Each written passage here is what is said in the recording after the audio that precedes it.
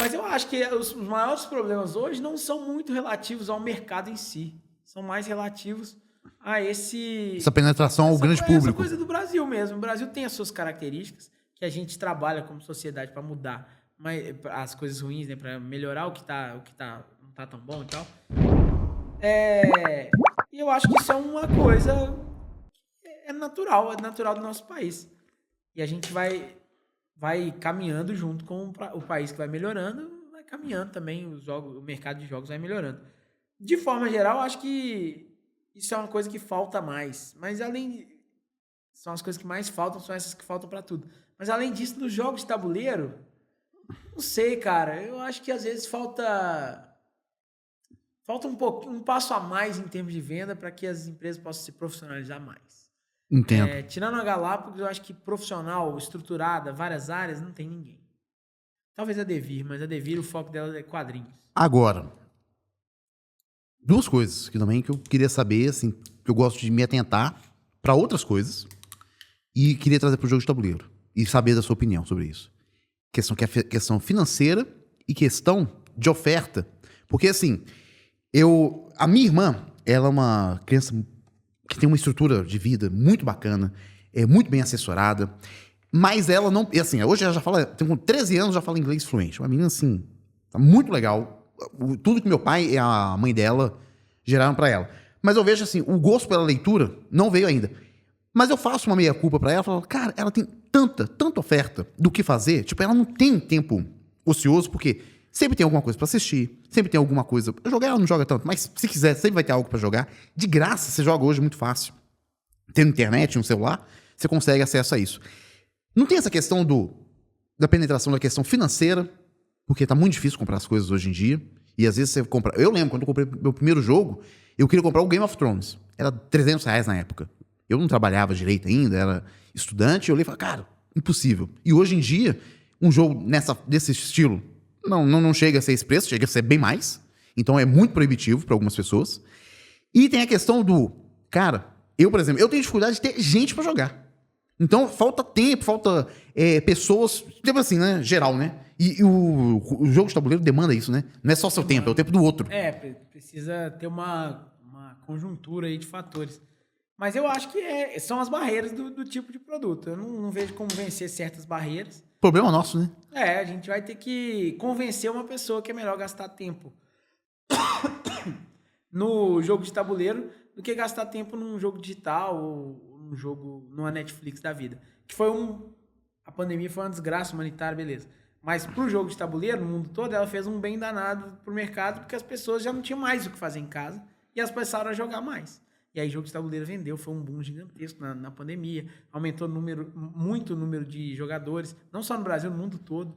Então, isso já aconteceu, entendeu? Entendi. Então, falta outra pandemia. Não. Melhor não. Melhor não, por favor. Por favor. Passo a passo, pé com pano. Isso. O jogo de tabuleiro ele também vive de ondas, né? Sim. Ondas de novos entrantes. O Brasil veio da geração Zombicide. Uhum. O Zombicide é um jogo que mudou o paradigma mundial de jogo de tabuleiro. Uhum. O Zombicide, ele em 2012 foi lançado e desde então existe toda uma geração nova de jogadores de jogos de tabuleiro que se voltaram para jogos do estilo do Zombicide. E aí a gente vê essa geração muito presente hoje em dia.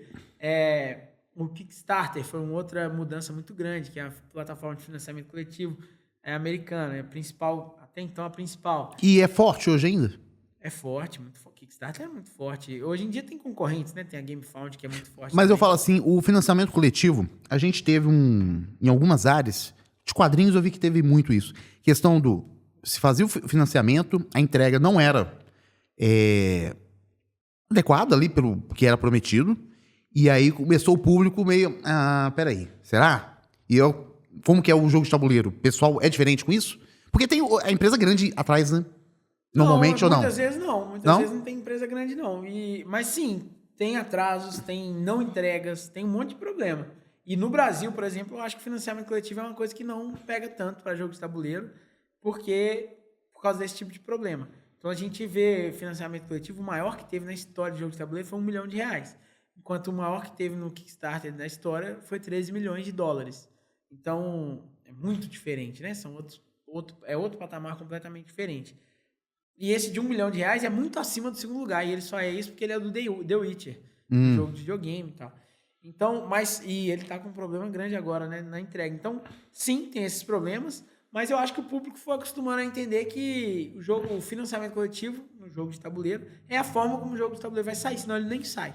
Entendi. Então, o público tá acostumado com isso e compra bem essa ideia. Funciona bem. Ah, bacana. Então, é bom que isso aconteça. Funciona muito mais no mercado de jogo de tabuleiro que no mercado de videogame, por exemplo. Ah, imagino. Muito mais. É mesmo. Porque, assim, o público também de jogos de tabuleiro é muito fiel. Muito fiel e é um público que tem muito interesse em certas coisas e não tem grandes empresas ainda por trás do financiamento de novos produtos, da criação de novos jogos. As grandes empresas já têm linhas estabelecidas e trabalham muito em cima delas, ou de novos produtos muito específicos e tal. O Kickstarter é a forma que você vê de empresas menores, até autores sozinhos, começarem a fazer empresas maiores com jogos mais únicos. Então, é uma forma que o pessoal vê de financiar isso, esse tipo de trabalho.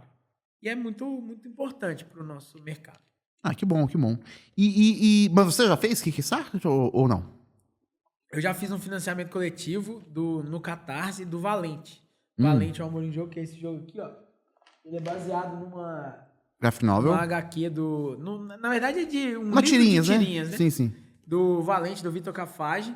Aí esse jogo aqui a gente fez via financiamento coletivo do Catarse. O Vitor, eu imagino que ele seja daqui de BH, não é? Ele é de BH. Esse rapaz, ele o irmão ou irmã? Ele é irmã. Ele é irmã. Fizeram as histórias em quadrinhos da Turma da Mônica, aquela trilogia Laços, que inspirou os filmes. Laços, lições e lembranças. Exatamente, os filmes e depois a série. Ou seja, os caras são bons, os caras são bons. Muito reconhecidos e eles têm um público próprio. O Valente é uma tirinha que teve 5 livros publicados. E eu não sou muito dos quadrinhos. Mostra aí, eu tirei. Não sei se chegou a. Eu não sou muito dos quadrinhos, nunca fui, mas o Valente, ele é a única tirinha que eu li, é a única coisa de quadrinho assim que eu lia. E aí esse jogo, você vai montando tirinhas. E aí quando eu tive essa ideia de fazer um jogo de montar tirinhas, eu chamei o Vitor, que eu já tinha trabalhado com ele em outro jogo chamado Por Favor Não Corte Minha Cabeça. Ele é o ilustrador do Por Favor Não Corte Minha Cabeça. Sim, isso eu tenho. E aí eu chamei ele para poder fazer esse jogo do Valente. Aí eu sou o autor do jogo e ele é o dono da licença, né? Da IP do Valente. E aí o Valente você monta tirinhas. Eu vou... Não vai dar pra ver assim, não. Eu devo pôr uma câmera aqui. Não, eu vou mostrar. Eu tava só separando aqui. Mas basicamente você vai sempre montar uma tirinha com 3 partes. 3, 4 quadrinhos, entendeu? É um jogo mais interpretativo, mais de... Ele não tem muita interpretação, não. Basicamente, você está tentando mover, se você for bem em termos de regras, você está tentando mover um coração para um lado ou para o outro como se fosse um cabo de guerra, e a sua confiança do seu valente tem que estar no topo para você cumprir o objetivo do jogo. É um jogo bem mecânico, ele não tem nenhuma interpretação de texto. Ah, não? Interessante, não sabia. Nem de texto, nem de papéis e tal. Você vai criando essa tirinha, ele é muito visual, assim. Sim. É um jogo visual. Mas é um jogo diferente, assim, tem um feeling bem diferente. É um jogo bem contemplativo, muitas vezes.